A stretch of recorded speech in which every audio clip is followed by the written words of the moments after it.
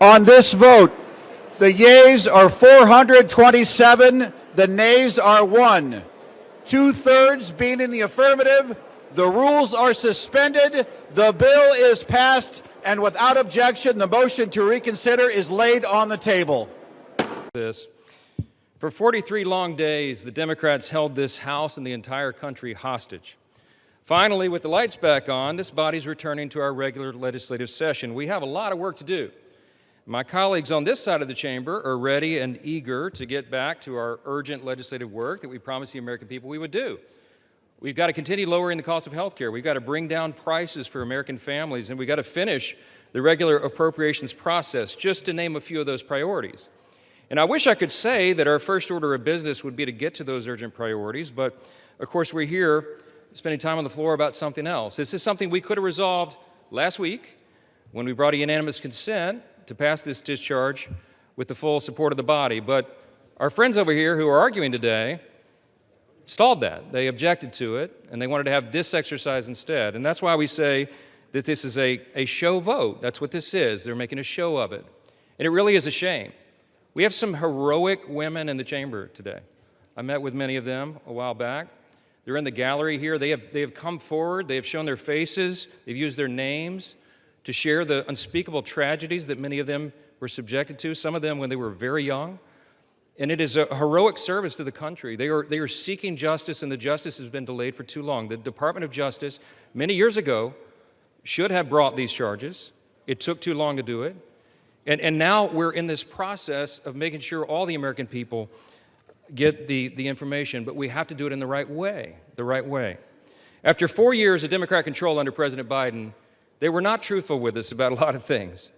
The Democrats insisted the border was secure. We knew it wasn't. They insisted that inflation was transitory. We knew it wouldn't be. They misled the American people about the obvious mental and physical decline of the previous commander-in-chief. And now those same Democrats are demanding transparency. Suddenly, transparency is their new word. Out of nowhere, they've taken a curious concern in the Epstein investigation, all in the name of that, in the name of transparency. But the question has been asked here many times during the debate on the floor, and everybody questioning why it is that Democrats have done this right now have to look at the obvious facts.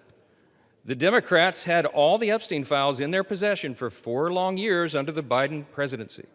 The Biden Department of Justice had these files, and no one on this side who is breathless today about the urgency of this release ever said a word about it. And it was the Democrats who could have urged President Biden's Department of Justice to go beyond prosecuting just Epstein and Ghislaine Maxwell, but they didn't do it. And so it's a fair question to ask today, why now? Why the sudden urgent interest in Jeffrey Epstein? Look, we know why. It's because the Democrats were never interested in transparency or executing justice or protecting the victims of this unspeakable tragedy before. The simple truth is obvious for everybody to see. This is a political exercise for Democrats, and it pains me to say it. I wish that was not the truth, but it is, and it's undeniable. This is as deceitful and dishonest as their pointless stunt was to shut the government down. Democrats are using the Epstein tragedy, the unspeakable evils that this guy committed with his trafficking ring and all of the abuses that they made these young women go through. They're using that as a political weapon to try to distract from their failures as a party and to try their best to try to tie President Trump somehow into this wretched scandal. The president had nothing to do with it. He's been very clear, and he has nothing to hide, and that's why he's endorsed the vote today. I suspect this vote will be probably unanimous. But here's the important point that everybody needs to understand. We have been advocates of maximum transparency, but we have also insisted that the victims be carefully protected. The Oversight Committee has been doing extraordinary work, and we've got some of the most vigorous advocates on the Republican and Democrat side on the Oversight Committee. They've been working in earnest to deliver transparency for the American people and to do it in a responsible manner. What do we mean by that? The bipartisan effort over there is already producing all the results that the discharge petition seeks and much, much more. Chairman Comer and all of these advocates over there have been releasing thousands of documents, for example, from the Epstein estate. By the way, in my view, that's been the greatest treasure trove of information because it's yielded for us Epstein's own personal flight logs, his financial records, his daily calendars, and so much more. But importantly, none of that was addressed or is addressed in the legislation that's being voted on today. The estate files wouldn't even have been encompassed in that. And so it goes to show that the Oversight Committee is doing it from the right way. From the very beginning, we've been insistent that this matter be handled carefully and with the utmost caution and care for the people who have been harmed. They should not be made to suffer any longer. We're talking about real people's lives at stake here, and young victims who don't want to be dragged into this political game that could get hurt further. But the Democrats are rushing the release of thousands of unsubstantiated documents that may be included in this, that are going to be in the public domain with the passage of this bill.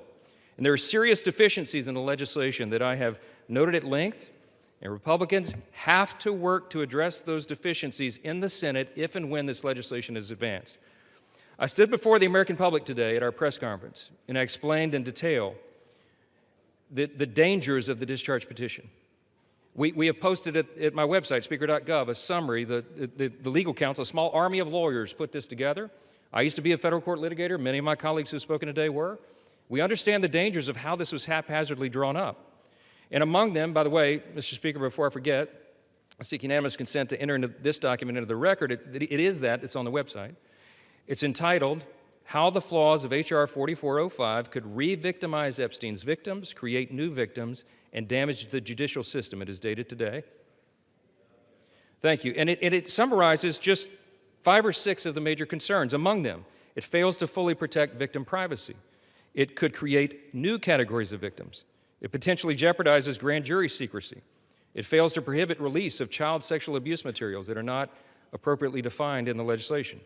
It jeopardizes future federal investigations, and we have national security concerns regarding classified information. We'll put this in the record because we need the legislative record to reflect what is the legislative intent behind this vote. I used to litigate cases. We would litigate federal statutes and whether or not they could survive, and legislative intent is important. And we need to say clearly for the record, as a Speaker of the House, I'm saying to you, this legislation that will pass today is flawed and it must be amended. The question is, why didn't we amend it here before we passed it? Because the authors won't allow it.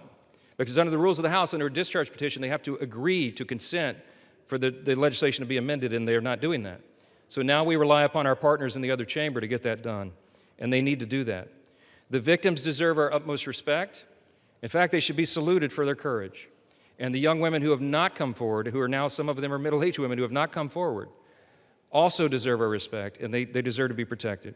Republicans support transparency. We want maximum transparency, especially when it comes to disclosing the names of anybody who had anything to do with these evils, anybody who conspired with or aided in any way Jeffrey Epstein. They must be brought to justice. We want the bill to be amended so it doesn't, at the same time, violate victim privacy, create new victims, disclose the names of any whistleblower or informant, cause the release of grand jury materials or child sexual abuse materials, or undermine our national security. And if and when the Senate takes this up, we will work with our colleagues over there to make sure that these things are corrected. I'll just close with this simple thought. We've been at this a while.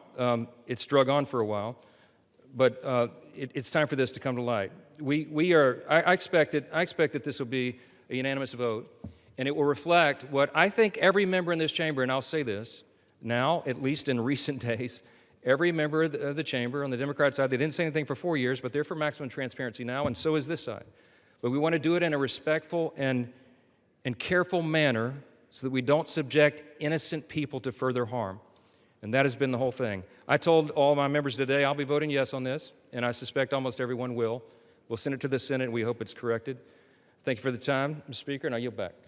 I'll take the opportunity of the Speaker's presence to respond to some of the things that he said. In the very presence of the victims and the survivors who come to join us today, the Speaker said that now would be a time we should be working on urgent legislative work. Mr. Speaker, justice is urgent legislative work.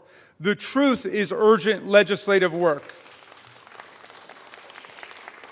The Speaker says, why now? Why now? Well, Mr. Speaker, you were the one who refused to swear in Adelita Grijalva for 50 days. We would have done it 50 days ago, but she provided the 218th signature on the discharge petition. So why now? It was because of your dilatory tactics, your delay, your postponement of it. Now, the gentleman says that there are not sufficient protections. There are protections in the bill for the victims to make sure that their names will be redacted. And yet we hear even the Speaker of the House of Representatives openly inviting the U.S. Senate to start finger painting on this bill, which we have waited more than 5 months to bring to the floor. The Senate should pass the bill exactly as it's written.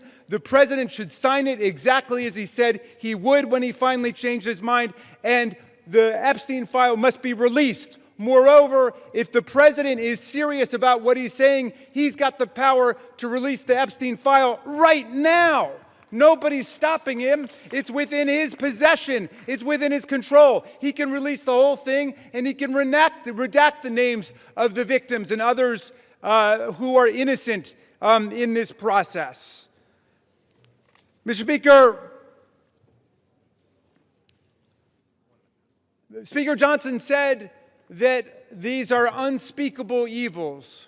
Well, because of the bravery and the invincible courage of the women who've joined us today, they're no longer unspeakable. They're spoken. They're articulated. The cat is out of the bag, and we know what's been going on for decades. It's been a double standard of justice, going all the way back to Alex Acosta, who later got rewarded with a cabinet appointment in the Trump administration. Alex Acosta had a 60-count federal indictment ready to go against all kinds of people for an interstate sex trafficking conspiracy with solicitation, with child sex abuse, all of it. And he traded that 60-count federal indictment for 1 count in state court. And Jeffrey Epstein ended up getting the sweetest of sweetheart deals ever on the plea bargain front. He was free from 8 a.m. to 8 p.m. to do whatever he wanted and continuing to perpetrate his crimes and run his conspiracy. And then he would come and he would watch TV and spend the night in jail. And it was over in about a year after the rape and sexual abuse of hundreds and hundreds of girls. And he kept going and he kept at it. We want the whole truth to come out. This is the United States of America. Even the British monarchy wouldn't put up with this. How about the American democracy? How about we say, no way, we're not going to allow this cover-up to go on for 1 day more. And I'm glad the President changed his mind after pulling out all the stops to try to get one of our Republican colleagues to change their mind, to remove their name from the discharge petition. He gave up. And I want to salute the gentlelady from Colorado from having the courage to stand her ground in the Situation Room in the White House and say, no, she wasn't going to be bullied. No. So I'm glad the President changed his mind. But let's be clear, Mr. President, you've got the power today to release the entire file. That's what you called for. That's what Pam Bondi called for. That's what Kash Patel called for. So we don't need anybody calling for the Senate to slow things down for more weeks and more months. The American people have had it. We'll reserve.